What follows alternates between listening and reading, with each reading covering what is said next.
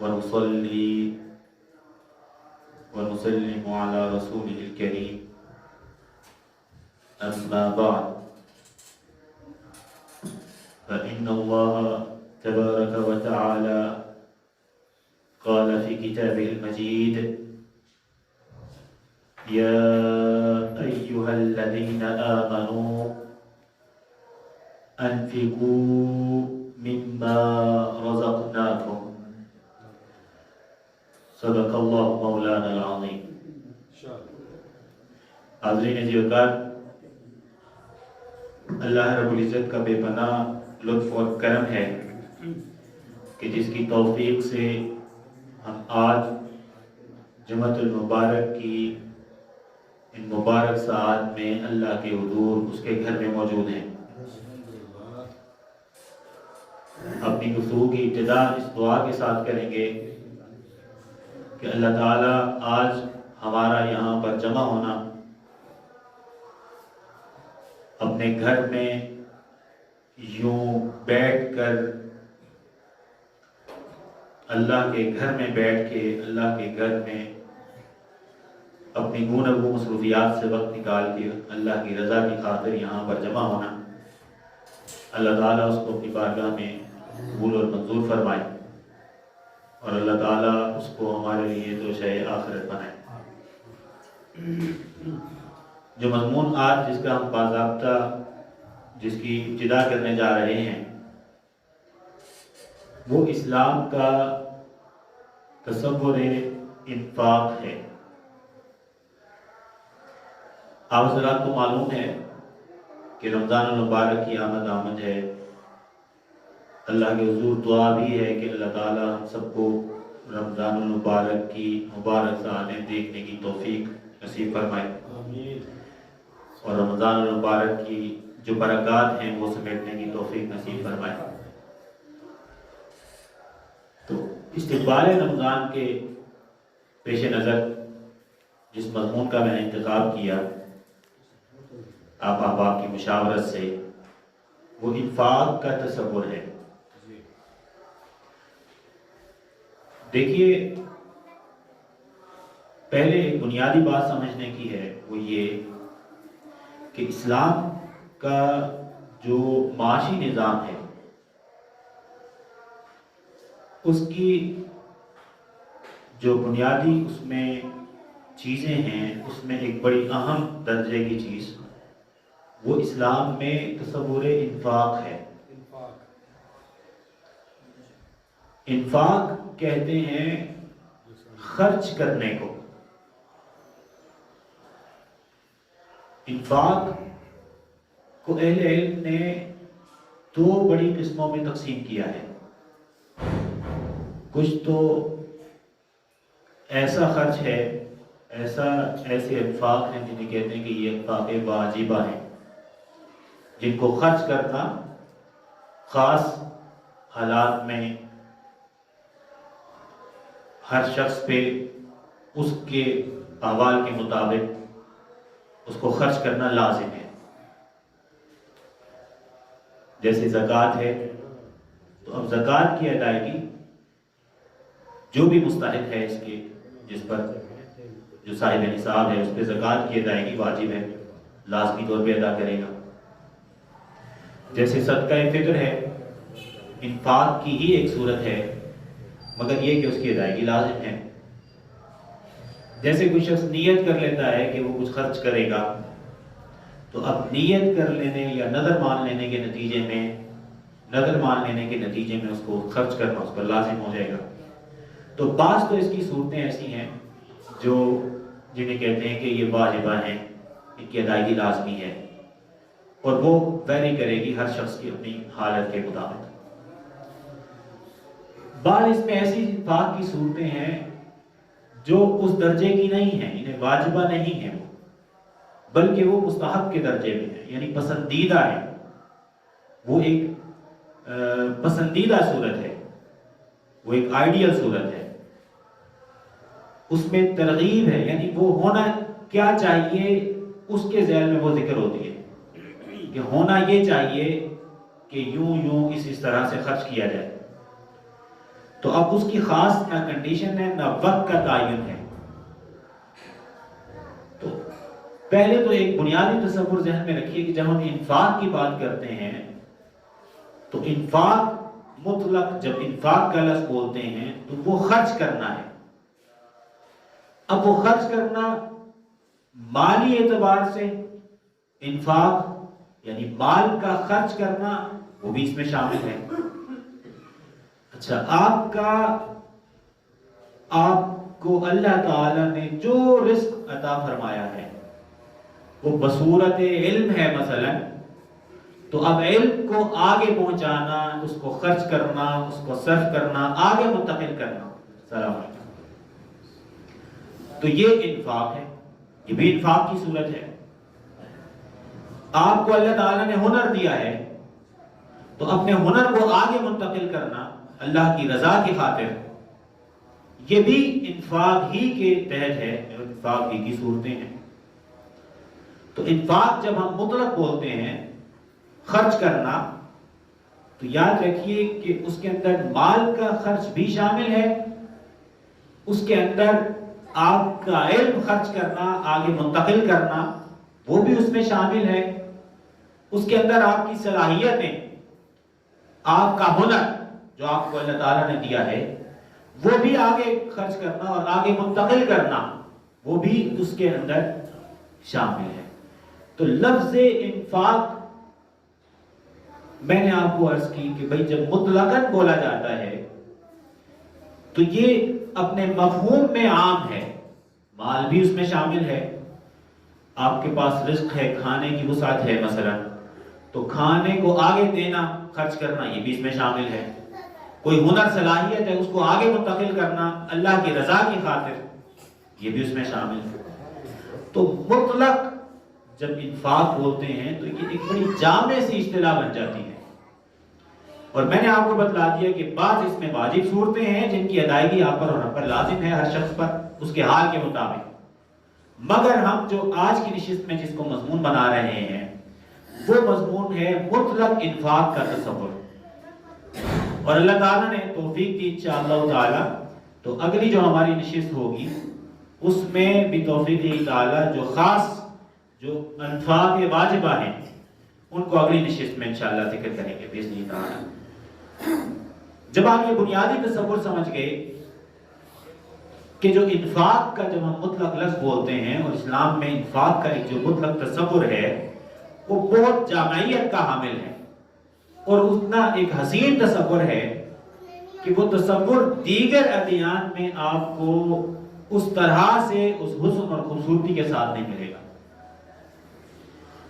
حاضرین ذی وقار، اللہ رب العزت نے قرآن مجید میں آپ پڑھتے ہیں فرمایا وَمِمَّا رَزَقْنَاهُمْ، اور جو کچھ ہم نے انہیں رزق دیا ہے وہ رزق مال کی صورت میں ہے تو فرمایا يُنْفِقُونَ، وہ انفاق کرتے ہیں، اس کو خرچ کرتے ہیں، اللہ کی رضا کی خاطر اسے آگے منتقل کرتے ہیں. وہ رزق آپ کے علم کی صورت میں ہے تو اس کو اللہ کی رضا کی خاطر آگے منتقل کرنا. وہ آپ کے پاس اللہ کی عطا کردہ ہنر اور صلاحیت کی صورت میں ہے تو اس کو آگے منتقل کرنا. وہ آپ کے پاس کھانے کی صورت میں ہے تو اس کو آگے تقسیم کرنا. تو ایک جامع تصور ہے انفاق کا. اللہ رب العزت نے قرآن مجید میں ارشاد فرمایا وَفِي أَمْوَالِكُمْ، یہاں خاص کیا کہ جو تمہارا مال ہے حَقٌّ لِلسَّائِلِ وَالْمَحْرُومِ، تمہارے مال کے اندر سوال کرنے والے کا بھی حق ہے اور جو محروم ہے، جو ڈپرائیوڈ طبقہ ہے ہمارے معاشرے کا، جس کے پاس بنیادی سہولیات نہیں ہیں، کھانے کو نہیں ہے، پہننے کو نہیں ہے، جس کے پاس رہنے کو گھر نہیں ہے، تو جو محروم طبقہ ہے فرمایا کہ تمہارے مالوں میں حق ہے سوال کرنے کا والے سائل کا بھی، اور وہ جو ڈپرائیوڈ ہیں، محروم لوگ ہیں، محرومیت کی زندگی گزار رہے ہیں، ان کا بھی حق ہے. تو یہاں پہ اللہ تعالیٰ نے دیکھیے زکوٰۃ کو خاص نہیں کیا، اس کی ادائیگی تو اپنی جگہ ہے اور وہ لازم ہوگی اور اس کی اپنی کنڈیشنز ہیں، مگر یہاں پہ جو لفظ فرمایا وفی اموالکم تمہارے مال میں ہے حق، یہاں اہل علم نے کہا کہ یہاں عام رکھا ہے، تو عام طور پر انسان آپ جو بھی ارن کر رہے ہیں اس میں سے اپنی حیثیت کے مطابق صرف کرنا اور آگے سائل اور محروم کو دینا، یہ حق ہے اس کا۔ یہ آپ کی طرف سے احسان، اس کو احسان سمجھتے ہوئے رعونت کا شکار نہ ہو، بلکہ اپنا اس کا حق سمجھتے ہوئے اس کو ادا کیجیے۔ حدیث پاک میں آتا ہے، حضرت فاطمہ بنت قیس روایت کرتی ہیں، فرماتی ہیں سئل النبی صلی اللہ علیہ وسلم عن الزکاۃ، حضور اقدس صلی اللہ علیہ وسلم سے سوال کیا گیا زکوٰۃ کی بابت، تو آپ نے فرمایا ان فی المال لحقا سوى الزکاۃ، فرمایا زکوٰۃ تو آپ نے ادا کرنی ہی ہے، اور وہ ایسا نظام ہے کہ وہ ایک سال اس پہ ہولان ہول ہے، ایک سال گزرنے کے بعد آپ کو خاص صورتوں میں کنڈیشن میں ادا کرنی ہے، مگر فرمایا کہ زکوٰۃ کے علاوہ بھی لوگوں کا حق ہے آپ کے مال پر جو آپ کو ادا کرنا ہے حسب استطاعت، یہاں فرما دیا۔ اور پھر اس کے بعد اللہ کے رسول نے آیت تلاوت کی اور سورہ بقرہ کی، فرمایا لیس البر ان تولوا وجوہکم کذا وکذا الی آخر الآیت۔ تو یہاں پر حدیث میں نے آپ کو پیش کی اس مفہوم کو واضح کرنے کے لیے کہ انفاق آپ کر رہے ہیں، جو خرچ کر رہے ہیں، وہ ایک تو واجب ہے جو زکوٰۃ کی صورت ہے، مگر اس کے علاوہ بھی حق ہے جس کو ہمیں ادا کرنا ہے، اور ہم اپنے روٹین لائف میں یہ بھولے ہوئے ہیں۔ ہر شخص حسب استطاعت اس کو ادا کرے گا۔ حاضرین جی وقار، یہ جو میں نے آپ کو روایت پیش کی، اس میں ملا علی قاری رحمہ اللہ نے اس کی شرح میں فرمایا اس کا معنی یہ ہے ان لا یحرم السائل والمستقرض، معنی یہ ہے بھائی کہ سوال کرنے والا یا آپ سے قرض کا تقاضا کرنے والا اس کو محروم نہ رکھیں، وہ محروم نہ ہو۔ آپ سوال کرنے والا یا کوئی ضرورت مند ہے، قرض کا تقاضا آپ سے کر رہا ہے، پھر فرمایا وَأَن لَا يَمْنَعَ مَتَاعَ بَيْتِهِ مِنَ الْمُسْتَعِيرِ، فرمایا کہ اس کا معنی یہ ہے کہ بھائی آپ اگر کوئی گھر کی کوئی چیز آپ سے مانگ رہا ہے، آپ کا ہمسایہ ہے، وہ آپ سے کوئی گھر کی چیز مستعار ادھار لے رہا ہے کچھ وقت کے لیے، تو فرمایا کہ اس کو بھی منع نہ کریں۔ جیسے کوئی قدر، کوئی دیگچی کہتا ہے یار مجھے دیگچی چاہیے، میں نے کوئی چیز بنانی ہے، والکسع، جیسے کوئی کہتا ہے یار پیالہ دے دیجئے مجھے فلاں چیز کی ضرورت ہے محلے داری میں، تو ملا علی قاری رحمہ اللہ فرماتے ہیں کہ یہ جو چھوٹی چھوٹی چیزیں ہیں، فرمایا کہ اس پہ بھی اگر کوئی سوال کر رہا ہے تو اس کو محروم نہ رکھیے، وہ محروم نہ رہے۔ وَلَا يَمْنَعُ أَحَدًا الْمَاءَ وَالْمِلْحَ وَالنَّارِ، اور فرمایا کہ اس کا معنی مفہوم اس کے دیکھیں کہ انفاق کا کتنا وسیع تصور اہل علم نے بیان کیا اور ہم کیا تصور کیے ہوئے ہیں۔ فرمایا کہ اس میں یہ منع نہ کرے کسی کو، پانی سے منع نہ کرے، اگر کوئی پانی مانگ رہا ہے تو آپ اس کا حق جانتے ہوئے اس کو ادا کیجئے۔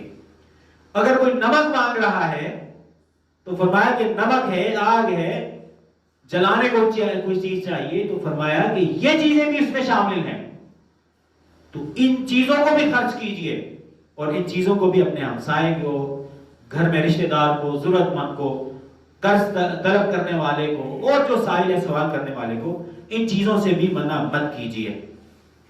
حاضرین جی وقار، اسی کی تشریح میں علامہ طیبی ذکر کرتے ہیں اور دیگر نے بھی ذکر کیا، فرمایا کہ یہ جو اللہ تعالیٰ بھی فرما رہے ہیں کہ حق ہے، اور حدیث میں بھی میں نے آپ کو حدیث روایت کی کہ حدیث میں حضور نے فرمایا اِنَّ فِي الْمَالِ لَحَقًّا سِوَى الزَّكَاةِ، اس کی تشریح میں فرمایا کہ مراد یہ ہے ان المراد بالحق ما ذکرہ فی الآیت المستشہد بها، یہاں مراد وہ ہے جو اللہ نے قرآن مجید میں آیت نازل کی جس کی میں نے پہلے تلاوت کی، اور فرمایا کہ یہ زکوٰۃ سے علاوہ ہے جو حق ہے دوسرے کا، اور ہم نے آپ نے ادا کرنا ہے، حسب حیثیت ادا کرنا ہے۔ اور وہ کیا؟ زکوٰۃ سے علاوہ کیا حق ہے؟ من صلۃ الرحم، اور میں صلہ رحمی ہے، بھئی آپ کا ہمسایہ ہے، آپ کا رشتہ دار ہے، الاقرب فالاقرب کے تحت بھائی بہن ہیں، اعزا و اقارب ہیں، جو قریب رشتے ہیں، اس کے بعد جو رشتہ داری ہے، فرمایا کہ ان کے حقوق ادا کرنا، ان کا حق ہے آپ کے مال میں، اور حسب حیثیت آپ اس کو بھی ادا کیجئے. والاحسان الی الیتیم، علامہ طیبی وغیرہ نے فرمایا کہ احسان یتیم اور مسکین کو پر بھلائی کرنا یہ اس کے اندر شامل ہے. اور مسافر، بعض اوقات مسافر ہوتے ہیں ان کو ضرورت ہوتی ہے، مسافر کی مدد کرنا، اور کوئی سائل سوال کر رہا ہے تو اس سوال کی مدد کرنا. اور یہ جو ساری چیزیں بتلائیں، کہا کہ یہ چیزیں جو ہے نا یہ حق ہیں جو ہمیں ادا کرنی ہے اور کرنی چاہیے. حاضرین ذی وقار، یہ ابتدائیہ ہوا. اب آپ کو 2-3 آیات سماعت فرمائیے، پھر ہم حدیث کی طرف آئیں گے. یہ میں نے آپ کو بنیادی تصور واضح کیا کہ اسلام میں نے جو انفاق کا تصور دیا ہے وہ انتہائی جامع ہے. اس میں صرف صرف مال نہیں ہے، یعنی اس میں صرف ادائیگی زکوٰۃ نہیں ہے. جو انفاق واجبہ ہیں وہ علیحدہ ہیں، ان کو انشاءاللہ اگلی نشست میں ذکر کریں گے. مگر یہ کہ وہ ایک بڑا وسیع تصور ہے، اس کے اندر آپ کی جملہ صلاحیتوں کا انفاق اللہ کی رضا کی خاطر وہ بھی اس کے اندر شامل ہو جائے گا. قرآن مجید میں اللہ تعالیٰ نے فرمایا وَيَسْأَلُونَكَ مَاذَا يُنْفِقُونَ، اور یہ آپ سے سوال کرتے ہیں کہ ہم کیا خرچ کریں. اب دیکھیے کہ انفاق میں یہاں جو انفاق مستحب ہے، پسندیدہ ہے، اس میں حد بندی بھی نہیں ہے کہ اتنا ہی مال دیا جائے گا، یہ حسب استطاعت ہے. يَسْأَلُونَكَ مَاذَا يُنْفِقُونَ قُلِ الْعَفْوَ، فرمائیے، فرما دیجئے کہ جو آپ کے پاس زائد چیز ہے وہ آپ خرچ کر دیجئے. جو زائد چیز ہے آپ سے، بجائے اس کے کہ سٹور کر کے رکھیں، اس کو خرچ کر دیں. ایک جگہ پہ فرمایا اللہ تعالیٰ نے یا ایھا الذین آمنوا، یہ میں نے ایک مقدمے میں تلاوت کیا ہے. ایک اور جگہ فرمایا وَأَنفِقُوا فِي سَبِيلِ اللَّهِ، فرمایا اللہ کی راہ میں خرچ کرو، انفاق کرو. وَلَا تُلْقُوا بِأَيْدِيكُمْ إِلَى التَّهْلُكَةِ، اور اپنے ہاتھ سے اپنے آپ کو ہلاکت میں نہ ڈالو. تو اگر آپ خرچ نہیں کریں گے اور معاشرے میں لوگ خرچ کرنا چھوڑ دیں گے تو لا محالہ ارتکاز دولت لازم آئے گا، وسائل اور ذرائع کا ارتکاز ہو جائے گا. اور جب وسائل اور ذرائع کا ارتکاز ہوگا تو معاشرہ تباہی کی طرف چلا جائے گا. اور اسلام اس کو پسند نہیں کرتا کہ وسائل اور ذرائع ان کو ارتکاز جمع کر لیا جائے، بلکہ اسلام جو نظام معیشت معاش دیتا ہے وہ نظام ایسا ہے کہ اس میں ارتکاز کو منع کرتا ہے اسلام. اور یہاں فرمایا کہ اپنے ہاتھوں سے اپنے آپ کو ہلاکت میں نہ ڈالو.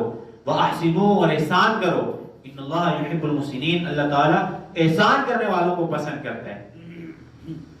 ایک اور جگہ پہ ارشاد فرمایا لَن تَنَالُوا الْبِرَّ، فرمایا کہ تم بھلائی کے مفہوم کو، اس کے معنی کو، اس کی حقیقت تک نہیں پہنچ پاؤ گے حَتَّى تُنْفِقُوا مِمَّا تُحِبُّونَ، یہاں تک کہ آپ خرچ کیجئے ہر اس چیز کو جو آپ کو پسند ہے اپنی ذات کے لیے.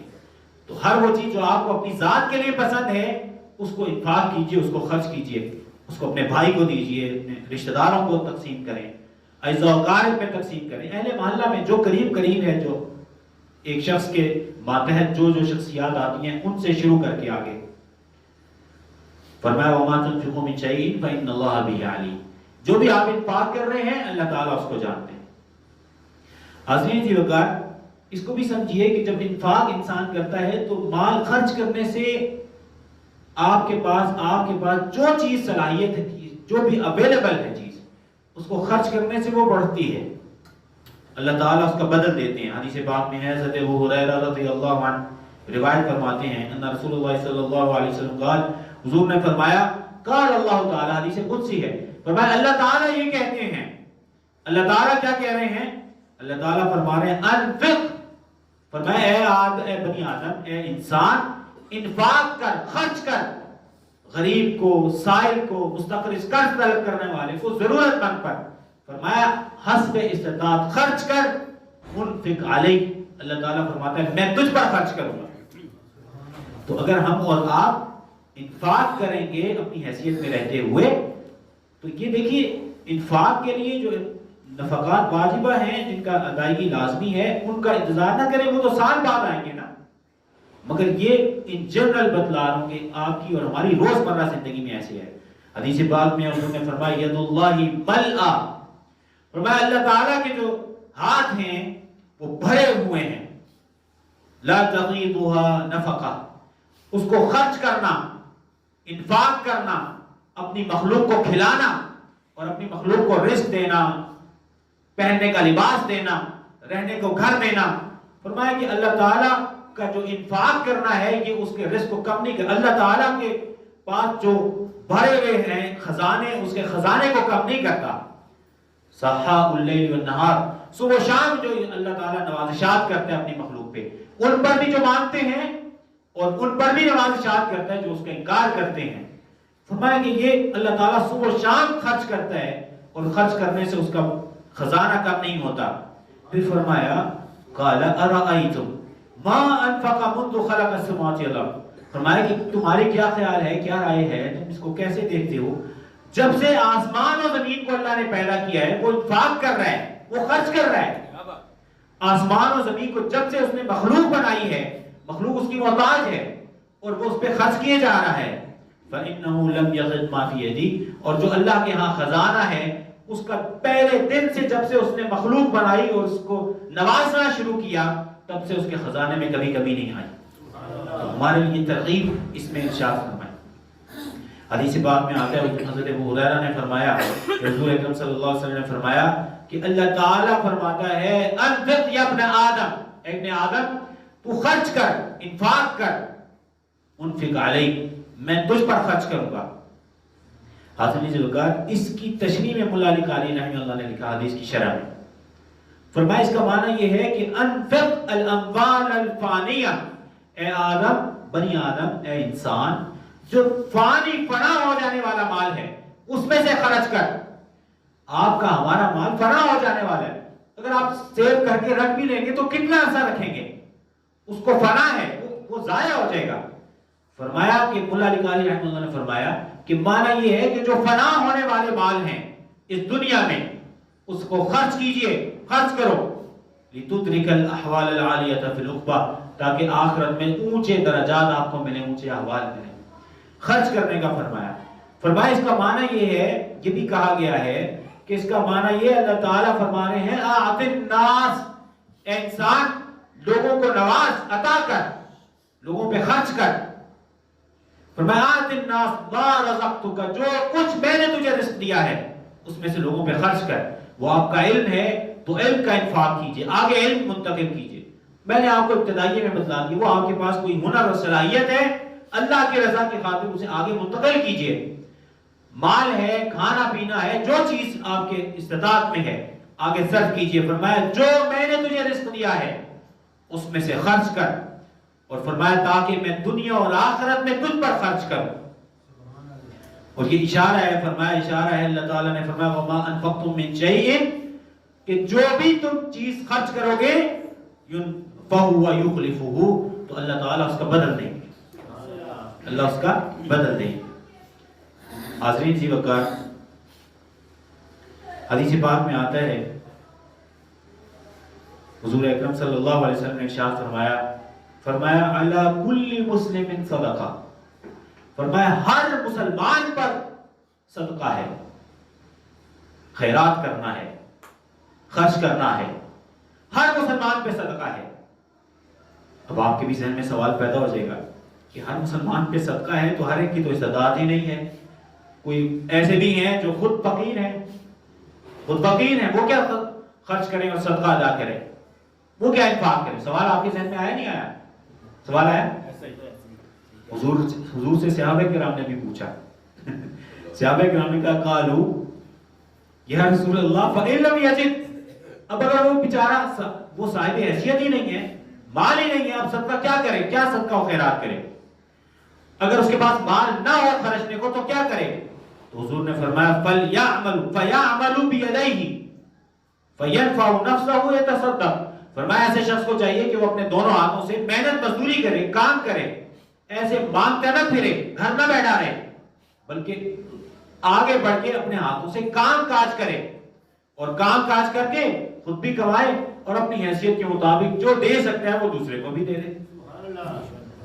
اب صحابہ کرام نے کہا یا رسول اللہ اس کی فَإِن لَمْ يَسْتَطِعْ, یا رسول اللہ اگر وہ اس کی بھی استطاعت نہیں رکھتا ہے کہ وہ خود آگے بڑھ کے کچھ کمائے, کچھ ایسے کرے, تو اب کیا کرے. یا استطاعت نہ رکھے یا یہ کہ وہ اس طرح نہیں کر رہا, تو اب کیا کرے. تو حضور نے فرمایا کہ اچھا اگر آگے بڑھ کے مثلا عمر رسیدہ ہے, اب اس پوزیشن میں نہیں ہے کہ وہ آگے جا کے کمائی کرے اور خود بھی کھائے اور آگے لوگوں کو بھی آگے سرو کرے, اگر یہ حیثیت कैफियत नहीं है। तो अब क्या करें? फरमाया फयुईन ذل हाजत الملهوف, फरमाया कि अच्छा अगर वो इंफाक की ऐसी सूरत नहीं है तो अब वो क्या करे? अब वो मदद करे हर जरूरतमंद और मोहताज की। बड़ा है, उसने कोई काम कहा है, आप जाके काम करना, ये छोटे बैठे हैं, हम ये तो जॉब वगैरह नहीं करेंगे। तो इनका सदका और खैरात और इंफाक क्या है?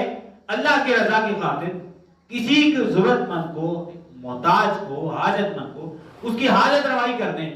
अमलन आप कुछ करते हैं, उसका कोई काम करते हैं, किसी की जरूरत को पूरा करते हैं, कोई परेशान है उसकी परेशानी को आप हल कर सकते हैं, उसको हल करते हैं। फरमाया फयुईन ذل हाजत الملهوف, हाजतमंद मोहताज जो है उसकी मदद कर दें, ये आपका सदका है। आपके मोहल्ले में किसी को कोई चीज चाहिए और आप ला कर दे सकते हैं, छोटे बच्चे बैठे हैं तो वो आप जाके उसकी मदद कर दीजिए, ये आपकी तरफ से सदका है। अब सहाबा किराम ने अर्ज़ की, या रसूलल्लाह अगर वो ये भी ना करे तो फिर क्या करे? मसलन वो उम्र रसीदा है, उसके लिए मुमकिन नहीं कि वो अमलन कोई खिदमत दे सके, माल भी नहीं है। तो आप फरमाया कि फलयामुर बिल खैर, ऐसे शख्स को चाहिए कि वो अगर अमलन न माल इंफाक कर सकता है, न अमलन कोई खिदमत दे सकता है किसी को, तो फिर उसको चाहिए कि वो खैर का हुक्म दे, भलाई के काम को का हुक्म देना, ये भी सदका और खैरात है, भलाई के काम का हुक्म दे देना। अब सहाबा किराम ने कहा अगर ऐसा भी ना करे तो आप क्या करें? तो ये भी नहीं कर रहा। फरमाया फलयुमसिक अन शर्रिही फइन्नहु लहु सदका। अब अगर ये सब चीजें वो नहीं कर सकता है तो फिर वो अपना जो शर है, जो मासियत है, जो अपने वो किसी को ईजा रसानी कर सकता है, फरमाया कि वो उसको चाहिए कि वो किसी की मदद तो कर नहीं सकता, तो अब कम से कम ये करे कि किसी को अजियत भी ना दे, तकलीफ भी ना पहुंचाए, किसी की हकतलफी भी ना करे, किसी का नुकसान ना करे, तो शर से, अपने शर से दूसरे को बचा ले, यही उसी का सदका और खैरात है और यही उसका इंफाक है। हाज़रीन जी वक़ार, हदीस पाक में आता है हुजूर अकरम सल्लल्लाहु अलैहि वसल्लम आयशा सिद्दीक़ा रज़ियल्लाहु अन्हा को हुजूर ने फरमाया या आयशा ला तरुद्दिल मिस्कीना, फरमाया आयशा रज़ियल्लाहु अन्हा, फरमाया कि किसी मिस्कीन को धुतकारे नहीं। मिस्कीन अगर कोई बात पूछ रहा है तो उसको रद्द न करें, धुतकारे नहीं उसको। वलो बिशिक्क़ि तमरा, फरमाया चाहे वो खजूर का कोई टुकड़ा ही क्यों ना हो, उसकी कुछ ना कुछ मदद जरूर करते हैं। और फरमाया या आयशा अहिब्बी अल मसाकीना, फरमाया आयशा, और हुजूर सैयदा आयशा सिद्दीक़ा रज़ियल्लाहु अन्हा को फरमा रहे हैं और हमें भी तालीम दे रहे हैं, फरमाया मसाकीन से मोहब्बत कीजिए, वक़र्रिबीहिम, और उन्हें अपने करीब कीजिए।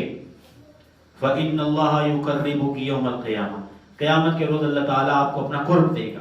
तो अगर हमें भी अल्लाह का क़यामत के रोज कुर्ब चाहिए तो उसकी एक सूरत हुजूर ने क्या बयान फरमाई कि मसाकीन और फुकारा से मोहब्बत करना और उन्हें अपने करीब करना, ये सूरत बतलाई। हाज़रीन जी वक़ार, हुजूर अकरम सल्लल्लाहु अलैहि वसल्लम फरमाया अय्युमा मुमिन अतअमा मुमिनन अला जूइन, फरमाया कोई भी जो मोमिन है, ईमान वाला है, उसने किसी भूखे को भूख की हालत में खाना खिला दिया, किसी भूखे को खाना खिलाया, फरमाया अतअमहुल्लाहु यौमल क़ियामति मिन थिमारिल जन्नह, अल्लाह जन्नत के फलों में से क़यामत के रोज उसको खाना खिलाएगा। और ये सब हस्बे हैसियत है, ये जरूरी नहीं है कि आप कोई बड़े रेस्टोरेंट में जाके खिलाइए, अपनी हैसियत के मुताबिक।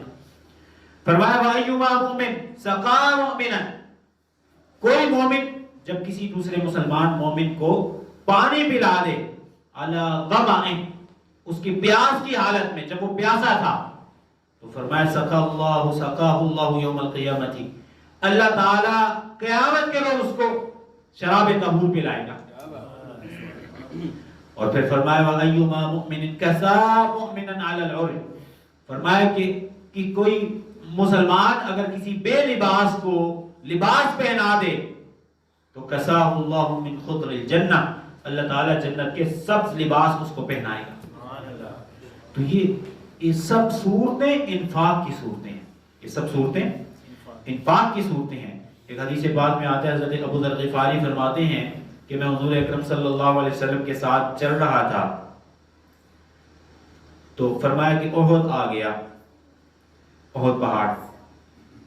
تو حضور نے فرمایا یا ابا ذر، اے ابو ذر. تو میں نے کہا یا رسول اللہ میں حاضر ہوں. فرمایا اب حضور نے اپنا معمول بدلایا. دیکھیے ہمارے لیے اس کے اندر درس ہے، اپنا معمول بدلایا. فرمایا ما یسرنی ان عندی مثل احد هذا ذهب. فرمایا مجھے اس بات سے خوشی نہیں ہوگی کہ جو احد آپ دیکھ رہے ہیں اس برابر میرے پاس سونا ہو. تمطی علی ثالثۃ، اور کوئی تیسری رات مجھ پر ایسی آئے کہ اس میں سے دینار بھی میرے پاس باقی رہ گیا ہو. مجھے پسند نہیں ہے. یعنی ارتکاز مجھے بالکل پسند نہیں ہے. دولت کو جمع کر کے رکھنا مجھے پسند نہیں ہے، انفاق پسند ہے. الا شیئا ارصده لدین، الا یہ کہ بعض مال جو میں ادھار چکانے کے لیے رکھوں. پھر فرمایا الا ان اقول به فی عباد اللہ ہکذا وہکذا وہکذا، الا یہ کہ جو مال بھی ہے میں کہوں یہ اے اللہ کے بندوں اس کو بھی دے دو، اس کو بھی دے دو اور انفاق کرو. کہتے ہیں پھر میں تھوڑا آگے گیا تو اب حضور نے فرمایا ان الاکثرین هم الاقلون یوم القیامہ. یہ لوگ جو مال جمع کرتے رہتے ہیں اور کرتے رہتے ہیں اور مال کی کثرت رکھتے ہیں، فرمایا کہ یہ لوگ قیامت کے روز ان کے پاس سب سے زیادہ فقیر ہوں گے. مال کی کثرت کرنے والے قیامت کے روز سب سے بڑھ کر فقیر ہوں گے. الا من قال هكذا وهكذا، اور حضور نے اپنے دائیں بائیں آگے پیچھے اشارہ فرمایا الا یہ کہ جو شخص ادھر بھی انفاق کر دے، ادھر بھی انفاق کر دے، ادھر بھی انفاق کر دے. تو انفاق ابن حجر اسقلانی رحمہ اللہ نے اس سے بتلایا. فرمایا کہ دیکھیے جب تک انفاق آپ کے اندر ہے، آپ خرچ کر رہے ہیں، تو فی ذاتی ہی جب تک آپ کے اندر انفاق ہے، مال جو ہے وہ مذموم نہیں ہے، مال جو ہے وہ مکروہ نہیں ہے. مال کی کثرت مکروہ اس وقت ہے جب آپ انفاق کرنا اور خرچ کرنا ختم کر دیں. حاضرین جی وقار، اس پر ایک اور حدیث میں آپ کو بتلاتا ہوں، اس کے بعد ہم اس کو یہیں پر ختم کر دیں گے اور انشاءاللہ تعالی اگلی گفتگو جو ہے وہ اگلی نشست سے شروع کریں گے. حدیث پاک میں آتا ہے، فرمایا حضور اکرم صلی اللہ علیہ وسلم نے، حضرت ابو ذر غفاری فرماتے ہیں کہ میں حضور اکرم صلی اللہ علیہ وسلم کعبۃ اللہ کے سائے میں آپ تشریف فرما تھے. تو جب آپ نے مجھے دیکھا تو فرمایا ہم الاخسرون ورب الکعبہ، یا فرمایا کہ وہ لوگ سب سے بڑھ کر خسارے میں ہیں اور رب کعبہ کی قسم سب سے بڑھ کے خسارے میں. ابو ذر غفاری فرماتے ہیں کہ جب میں نے یہ سنا تو مجھے اب بے چینی ہوگی کہ میں جانوں کہ یہ کون سا طبقہ ہے جو سب سے بڑھ کر خسارے میں ہے. تو فرمایا کہ میں آگے بڑھا اور میں نے سوال کر لیا کہ یا رسول اللہ میرے ماں باپ آپ پہ قربان، یہ بتلائیے کہ یہ کون سا طبقہ ہے جس کے بارے میں آپ نے کہا کہ یہ سب سے بڑھ کر خسارے میں ہے. فرمایا کہ یہ وہ طبقہ ہے ہم الاکثرون اموالا، یہ وہ طبقہ ہے جس کے پاس مال کی کثرت ہے، مال کی کثرت ہے. الا ان میں سے وہ لوگ خسارے میں نہیں ہوں گے جو اس مال کو دائیں بائیں آگے پیچھے ہر خیر کے کام میں خرچ کرے. یہاں پہ بھی کسی کی ضرورت کر دے، کہیں کسی کی کفالت کر لے، کسی کے علم کی ذمہ داری، تعلیم کی ذمہ داری لے لے. تو فرمایا کہ یہ لوگ جو طبقہ ہے وہ بچیں گے، ورنہ جو مکثرین ہیں، کثرت مال رکھنے والے ہیں، فرمایا کہ خسارے میں ہیں. اور جب یہ فرما دیا کہ الا یہ کہ جو انفاق ساتھ کرے وہ خسارے میں نہیں ہے، ساتھ فرمایا وَقَلِيلٌ مَا، اور یہ لوگ بہت ہی کم ہیں. کم ہی ایسے لوگ ہیں کہ مال کی کثرت بھی ہو اور اس کی محبت نہ آئے، اور مال کی کثرت بھی ہو اور وہ انفاق کریں اور خرچ کریں. حاضرین ذوالوقار، اپنی گفتگو یہیں پر ہم اختتام کرتے ہیں. اس بات کو سمجھیے، ہم نے آج دو باتیں بتلائیں آپ سے عرض کی کہ اسلام میں جو انفاق کا تصور ہے وہ بہت جامع ہے، اور اس میں انفاق کی دو قسمیں ہیں. کچھ تو ایسے ہیں جو ان کا ادائیگی واجب ہے، وہ بعض صورتوں میں بعض کے لیے ہے، وہ ہم انشاءاللہ اگلے نشست میں پڑھیں گے اسے. اور ایک انفاق کا مطلق تصور ہے، اس کے اندر انفاق جو آپ کے پاس نعمت ہے اپنی حیثیت کے مطابق اس کو خرچ کرنا شامل ہے. اور ہم نے آج کی نشست میں جو میں نے آپ کو حدیث بیان کی اور جو قرآن کی آیات پڑھی اس میں اسی مفہوم کو فوکس کیا اور اسی کو سمجھنے کی کوشش کی۔ اللہ سے دعا ہے کہ اللہ تعالیٰ ہمیں اپنی راہ میں خرچ کرنے کی توفیق نصیب فرمائے۔ وما علیہ الا البلاغ۔